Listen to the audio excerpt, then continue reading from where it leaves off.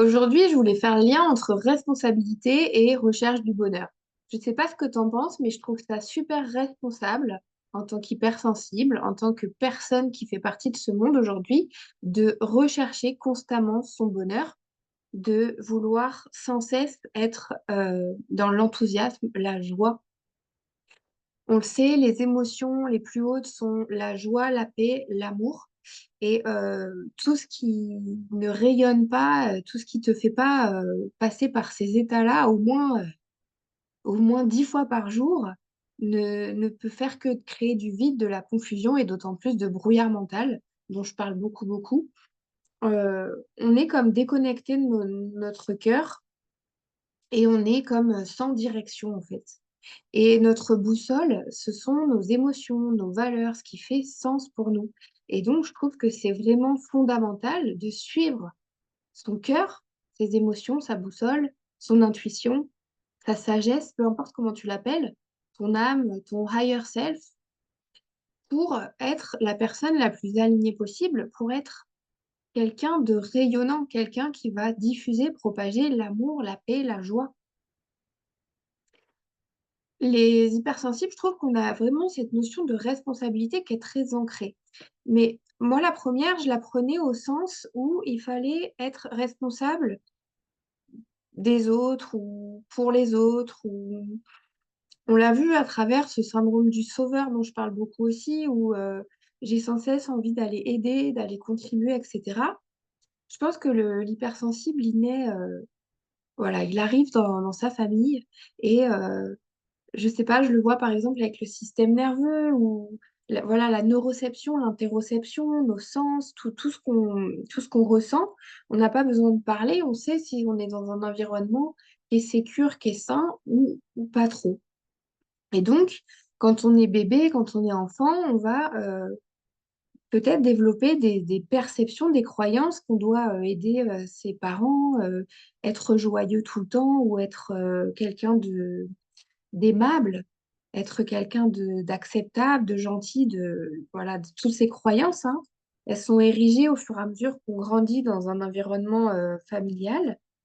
Et, euh, et en fait, l'hypersensible, après, peut-être qu'il croit qu'il doit tout le temps être aimable, appréciable parce qu'il est responsable du bien-être des autres. On parle souvent de ça, on croit qu'on a la capacité de rendre les autres heureux, alors que pas du tout. On a 50% dans tout ce qu'on va créer, vivre, nos interactions, tout ce qu'on vit au quotidien, on est responsable à 50%. Je suis responsable là que de mes 50%. Ce que je suis en train de dire, ce que j'essaie d'expliquer au mieux, et ben après, toi, tu vas le prendre avec tes perceptions, tes interprétations, ton vécu, etc. Et tu vas encore en faire autre chose. Et je ne suis pas responsable de ce que tu feras, de ce que tu as compris là présentement, par exemple, pour cette vidéo ou dans n'importe quelle communication au boulot. Il y a énormément de quiproquos, de malentendus, de mal dit, de mal compris, parce que euh, on fait jamais de mise à jour sur nos croyances et sur nos interprétations qui viennent de nos perceptions, de notre enfance et de comment on a interprété le monde depuis qu'on a grandi. Donc, cette notion de responsabilité, c'est ce qu'on voit après dans le monde du développement personnel, à travers le pouvoir personnel, le leadership, voilà, d'être magnétique, rayonnant, charismatique, c'est d'avoir compris que la responsabilité, elle est que de nous-mêmes envers nous-mêmes. J'ai la responsabilité d'être heureux. Par exemple, si je suis un parent qui croit que je suis tellement responsable de ramener à manger, de ramener, voilà, d'avoir ce CDI où je suis en train de m'éteindre, eh ben, j'ai beau ne pas parler du travail et puis rentrer le soir, le week-end, essayer de m'occuper de mes enfants, etc. Ça se ressent au niveau du système nerveux, au niveau de mon énergie. Les gens autour de moi, ils ressentent que je suis pas quelqu'un d'épanoui, de rayonnant. Donc là, c'est trop fort. Moi, c'était de ma responsabilité d'aller bien. Surtout que moi, euh, voilà, j'ai un papa qui a mis fin à ses jours. Donc c'est pour ça qu'aujourd'hui j'en suis là. C'est parce que j'ai, je suis devenue ce dont le monde a manqué selon moi. J'ai interprété qu'on disait tout le temps qu'on avait tout pour être heureux et que pourtant, il y avait une grande tristesse au fond du cœur de mes parents sur certains sujets. On a tous, voilà, des choses qui nous rendent plus ou moins tristes, des choses à réparer, à guérir. Donc, mon papa n'a pas réussi, et il a décidé de mettre fin à ses jours. Et depuis, je suis constamment en train de me demander comment rendre le monde meilleur, comment aider les gens, qu'est-ce qui fait qu'on peut être heureux, qu'est-ce qui fait qu'on y arrive ou pas, est-ce que c'est une question de ressources, de moyens, etc. J'ai eu ma réponse récemment, je suis tombée sur ce livre, Tal Ben-Shahar. Il est spécialisé en psychologie positive et il a dit, hein, il a écrit que 50%, oui, c'est ton environnement, tes ressources et tout ça, c'est 50% de... Tu peux agir sur les 50 autres pourcents, prendre la responsabilité de ces 50 autres pourcents pour faire des petits choix, renouer avec ton cœur, ton intuition, te reconnecter à toi pour chercher du sens. À chaque fois que tu te sens vide ou perdu, trouver des solutions, des lectures, des gens qui t'inspirent, etc., etc. À 50%, oui, c'est pas nous. On peut pas changer l'environnement, les ressources, le, voilà, le financier, les besoins fondamentaux prioritaires.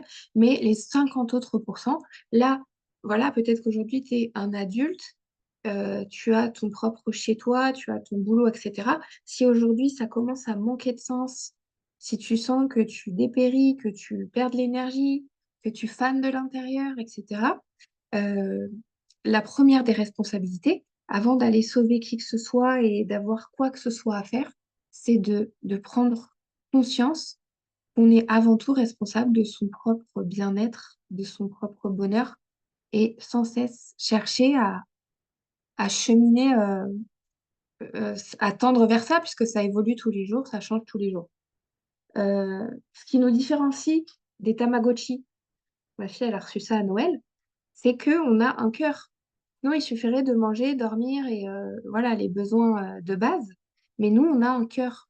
Et donc, ton cœur, ton intuition, ta sagesse, t'as cette petite voix en toi qui te dit ce que tu as à faire.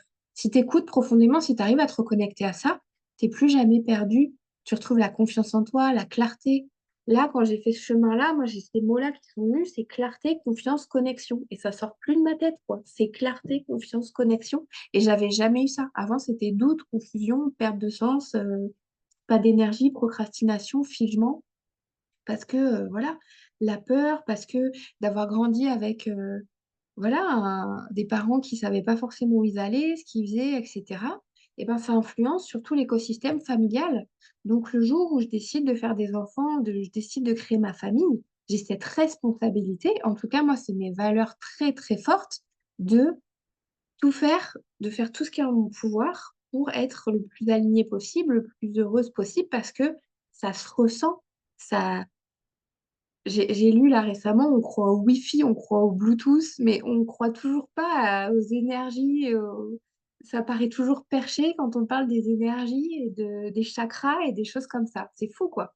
Donc tout se ressent, que tu en parles ou pas, les gens autour de toi savent peut-être mieux que toi des fois comment tu vas te ressentir, comment tu te sens. Donc, il y a parfois des phrases qui vont te mettre, qui vont piquer ton ego, qui vont piquer voilà, qui vont te mettre en rogne, parce qu'au fond, euh, on- quand tu n'arrives plus à t'écouter toi-même, l'extérieur va t'envoyer des infos.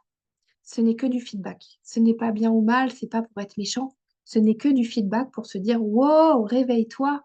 Les valeurs intrinsèques qui t'attendent ici, qui sont les tiennes, tu es en train de te barrer là sur le côté en diagonale vers les VDM, les valeurs dérivatives par mimétisme, et tu dois redresser ça. Donc ça va t'envoyer des signaux, la vie va t'envoyer des phrases, des gens, des rencontres, des situations qui vont te bousculer, te chahuter pour te redresser. Je ne sais pas si tu as lu aussi ça, c'est vraiment génial, c'est L'Alchimiste de Paulo Coelho. Et il dit l'univers tout entier conspire à réaliser tes désirs en fait. Si tu sais écouter ce que tu veux, ce dont tu as besoin et ce que tu as fondamentalement envie de réaliser ici et maintenant, tout l'univers va conspirer pour t'aider à réaliser ça. À travers des feedbacks, à travers voilà, des situations, des trucs. Et donc, on parle de schéma répétitif, de souffrance et tout ça.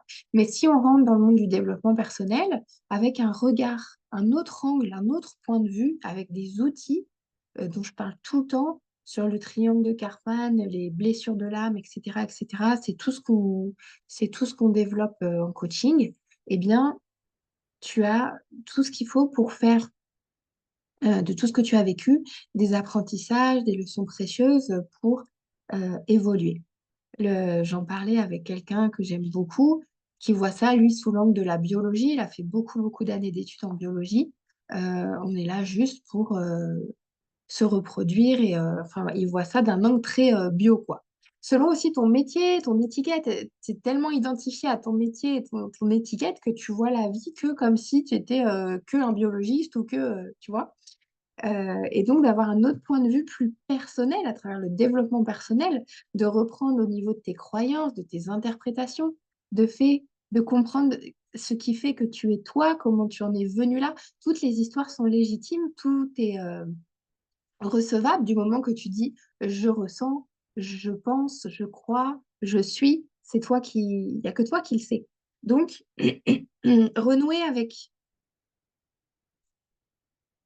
ton passé, ton histoire, pour savoir les leçons en tirer et aller de l'avant, pour rayonner, être quelqu'un d'heureux, c'est de notre responsabilité. En tout cas, je le crois profondément. Donc, c'est pas des trucs perchés ou parce que je l'ai entendu aussi, on m'a dit, oh, le développement personnel, c'est un truc de bobo qui s'ennuie chez lui, machin. Oui, effectivement, je comprends le point de vue. C'est qu'une fois que tu as rempli tes besoins fondamentaux de base, de manger, avoir un toit, voilà, hein, de sécurité et puis de, physiologique, etc. Et bien après, il y a le besoin d'appartenance, de donner du sens et d'élever sa conscience, de spiritualité, etc. Donc voilà, ça dépend où tu en es et tu sais très bien où tu en es, ce que tu as à faire. Mais voilà, si mes messages te parlent, si tu sens que tu es vraiment perdu, bloqué, confus et que tu aimerais transformer tout ça pour être plus épanoui, plus heureux et manifester toutes les richesses dont tu as envie, c'est peut-être le temps de prendre rendez-vous avec moi. Euh, je te mettrai le lien dans la description et puis je te dis à très vite pour des nouvelles vidéos.